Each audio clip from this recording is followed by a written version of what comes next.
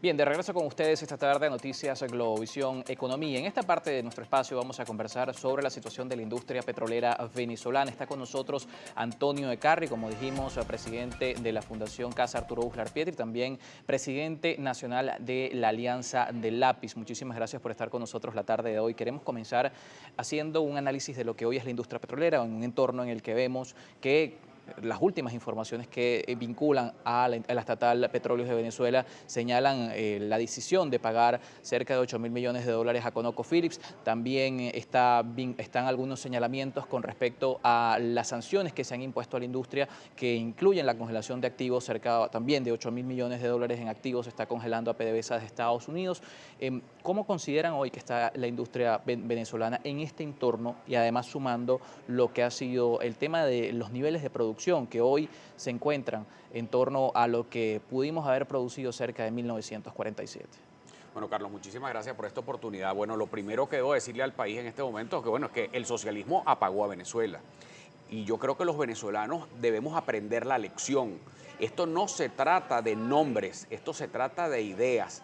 Y estas ideas generaron unos planes y estos planes hicieron que el país fracasara y que hoy tengamos todos estos problemas que se están generando y las calamidades que hemos vivido durante todo este fin de semana y que por la historia que va parece que va a continuar.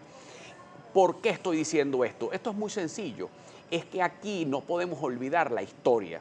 La industria eléctrica venezolana, Carlos, para hablar un poquito de este tema, se originó de la empresa privada.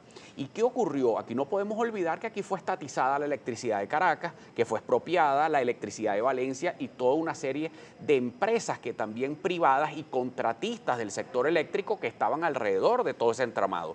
Cuando tú echaste a perder todo ese entramado para que el Estado le pusiera la mano a eso, se creó que un monopolio. Y detrás del monopolio que vino, el cáncer del clientelismo político, que si tú no te pones la franela roja no puedes manejar el Guri, que si tú no te pones la franela roja y vas a marchar, tú no puedes manejar la subestación del Guárico. Es decir, cuando vinieron toda esta calamidad, así como destrozaron a Petróleos de Venezuela y hoy estamos viviendo una caída terrible de la producción, cuando destrozaron además a la industria eléctrica, cuando han venido destrozando a todas las empresas del Estado, acabaron con Benalún, con Bausilún, con todas las empresas de Guayana. ¿Y tú crees que iba a faltar la industria eléctrica venezolana? No, no iba a faltar allí. También, que es importante señalarlo, la industria eléctrica se toca con la industria petrolera, pues al final nuestro sistema está absolutamente tenemos enganchado. Un sistema combinado hidroeléctrico y termoeléctrico que depende de la producción de diésel, que hoy también es un tema que dentro de la industria venezolana está afectado. Es que estamos dentro de un círculo vicioso. Aquí el Estado venezolano no hizo las inversiones porque no las tenía ni las va a hacer, porque es lo más grave de esto. Aquí ya sabemos todos el diagnóstico. Este clientelismo, la incapacidad en el manejo de la función pública, que el Estado controla todo, que se generaron mafias de corrupción hasta que apagaron al país, bueno, eso mismo nosotros tenemos que cambiarlo y no podemos repetir estas mismas prácticas. Por eso te digo que esto no es un problema de nombres, esto es un problema de ideas y que hay que tenerlo claro. ¿Qué hay que iniciar? Un proceso de privatización y apertura del sector eléctrico. ¿Cómo crees tú que en Venezuela nosotros vamos a levantar la industria eléctrica sin capital privado? No, ya no es posible. ¿Cuánto va a costarle, Carlos, al país levantar la industria eléctrica porque está en la ruina? No hay servicios de mantenimiento en las subestaciones. Acabaron, yo me acuerdo de niño ver cómo en Valencia a veces se le iba la luz a Cadafe y no se le iba la luz a la Electricidad de Valencia, que era una empresa privada.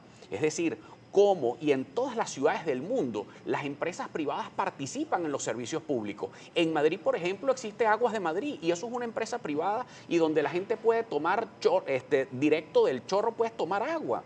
No este desastre que volvimos a como los pueblos indígenas, que la gente ahora está tomando agua de las quebradas del Ávila. Todo esto es consecuencia de un modelo político que hay que ponerle fin, a un modelo político que ya no sirve, un modelo político que nos trajo de ser el país más desarrollado del continente a ser este desastre que tenemos hoy y esta calamidad pública. ¿Cómo se traduce eso en la práctica? ¿Qué medidas, por ejemplo, y volviendo al tema también, que si bien hoy nos ocupa el sector eléctrico, volviendo al tema del petróleo, que también es un punto fundamental en la economía venezolana? Nuestra economía depende hoy, por lo menos en un 90-97%, los ingresos del país dependen de esa industria que, como decimos, está bajando cada vez más sus niveles. Mira, Venezuela tiene las más grandes oportunidades para salir adelante y desarrollarse.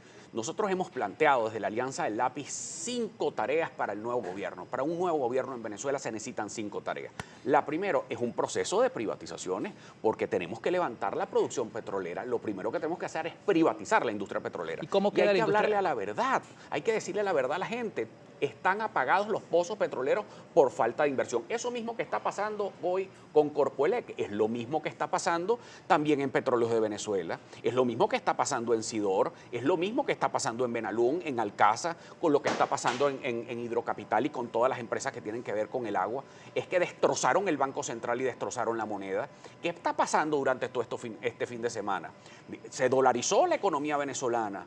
¿O es que hasta para ella compró un cambur tiene que pagar con dólares en este momento? Pues se cayeron los puntos, se cayó lo otro. Entonces, este proceso, más bien, lo que tenemos es que ponerle un parado, y frente a eso que hemos propuesto estas 5 tareas. Uno, un proceso de privatización de la industria petrolera. Un segundo punto que tiene que ser, que es liberar el control de cambio y migrar a una economía dolarizada. Tenemos que adoptar el dólar como moneda nacional. Eso es lo que tenemos que hacer, como lo hizo Ecuador y como lo han hecho, pero hacerlo bien, de manera formal, no como lo están metiendo de contrabando, donde la gente está saliendo perjudicada. Lo tercero que tenemos que hacer es liberar el control de precios.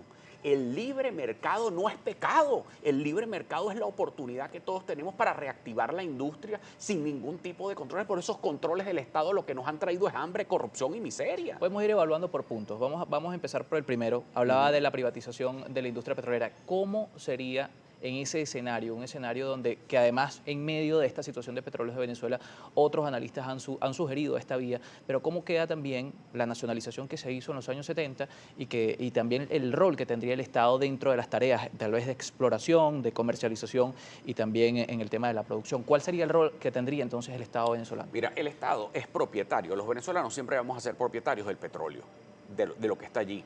Pero ojo, desde en 1943 en Venezuela se dictó una ley que nos trajo 30 años de desarrollo, que fue la ley que permitió que las grandes transnacionales vinieran al país sin ningún tipo de complejo, levantaran toda la infraestructura petrolera y nos convirtieran en el primer país productor de petróleo del mundo. Llegamos a cerca de 3 millones. Claro, fue la ley de 1943, la ley de hidrocarburos estimulada por el presidente Isaías Medina Angarita. Ahora, esa ley, con ese modelo económico nos convirtió además no solamente en el país primer productor de petróleo del mundo, sino en la moneda más fuerte del continente, después del dólar, la segunda moneda más importante del mundo. Todo el mundo se venía a Venezuela, no es este desastre que tenemos hoy. Es decir, había un modelo de participación activo del sector privado, que aquí hay que dejarlos complejos. Yo invito también a mis compañeros de generación que nos olvidemos de ese socialismo trasnochado y a los mismos actores a los que están trabajando en el Plan País. Aquí tenemos que migrar a un sistema político liberal, económico, y hablarle claro, con la verdad a la gente, Carlos. ¿Cómo puede hacer esto? Nosotros tenemos que reactivar la producción petrolera, porque si no, aquí no hay plata en Venezuela.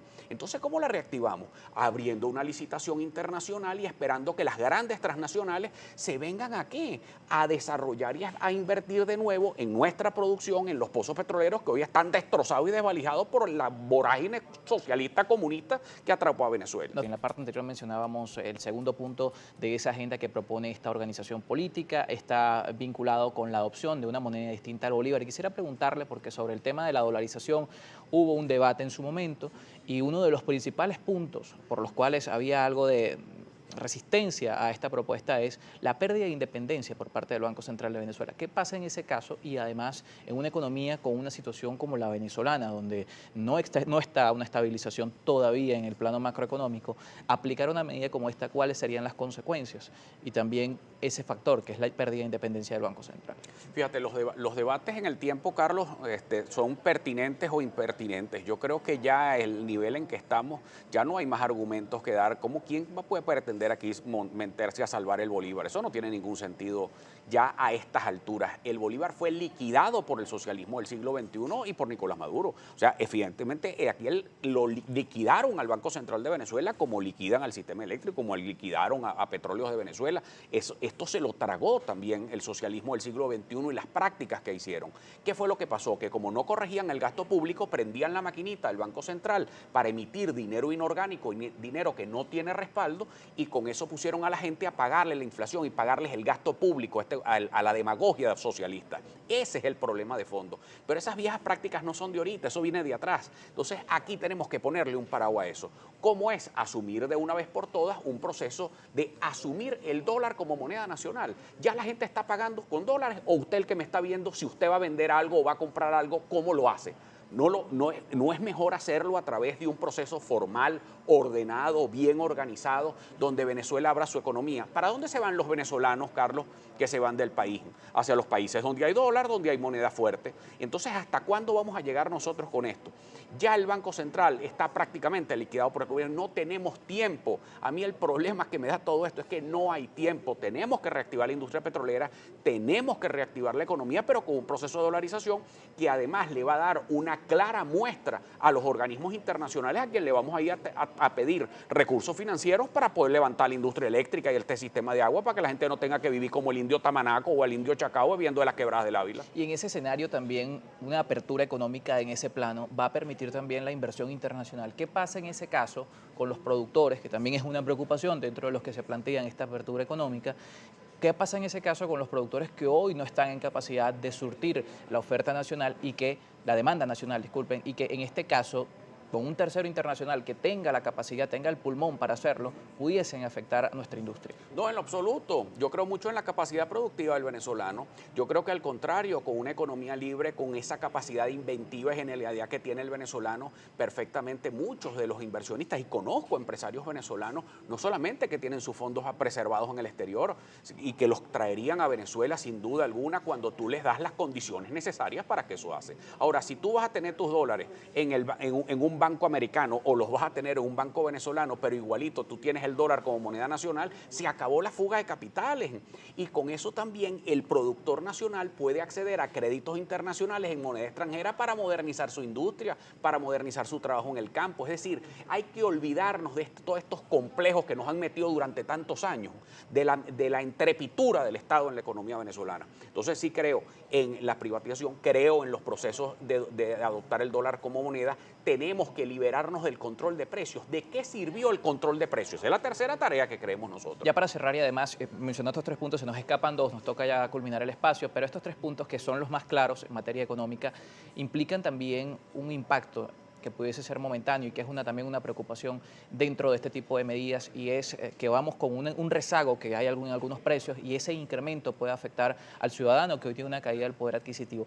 ¿Cuáles pueden ser esas medidas compensatorias que puedan ayudar al ciudadano frente a este escenario en el corto plazo, que va sin duda a tener un impacto que en algunos países es considerado este tipo de medidas como impopulares precisamente por este factor? No, es que ya la economía venezolana está tan destrozada que tú con un proceso de liberación de control de precios puedes perfectamente estimular de nuevo la productividad, se llenan los anaqueles y con la competencia tú bajas los precios. Esa es que son reglas claras del libre mercado.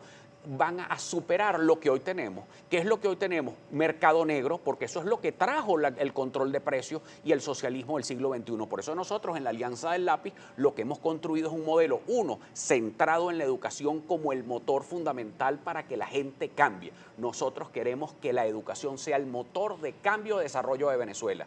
Para eso nosotros también propusimos la tarea de la emergencia educativa venezolana, que es fundamental y que es urgente. Entonces, y otro día seguimos conversando de todos estos temas, pero lo más importante ahorita es que Venezuela sustituya este modelo atrasado que nos trajo a este desastre por un modelo de libertades, de economía, de democracia, de libertad y de desarrollo. Bien, muchísimas gracias por acompañarnos. Gracias, Carlos, a ti. Es Antonio Ecarry, presidente nacional de la Alianza del Lápiz y también presidente de la Casa Arturo Uslar Pietri. Ustedes gracias por acompañarnos esta tarde en Noticias Globovisión Economía. Recuerden, @economía_GB, Carlos Penalosa. Ya mañana, por cierto, se incorpora nuestra compañera Mariana Martínez. Un placer haberles acompañado estos 30 minutos en lo más destacado en materia económica. Será hasta otra oportunidad.